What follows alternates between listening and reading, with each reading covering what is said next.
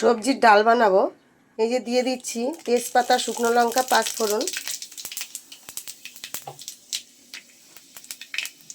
দিচ্ছি সবজি,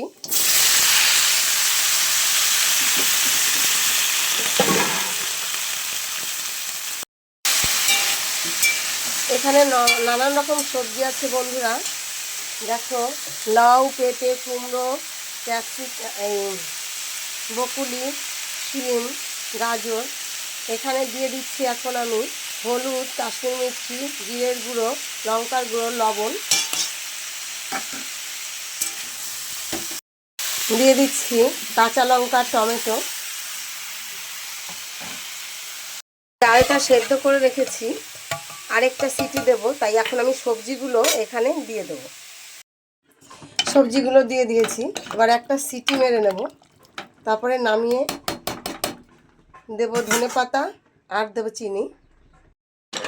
প্রেসার কুকারটা তুলে নিলাম বন্ধুরা।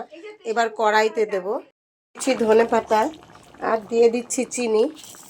আমার ডালটা হয়ে গেছে, দেব সামান্য একটু ঘি দিয়ে দিলাম।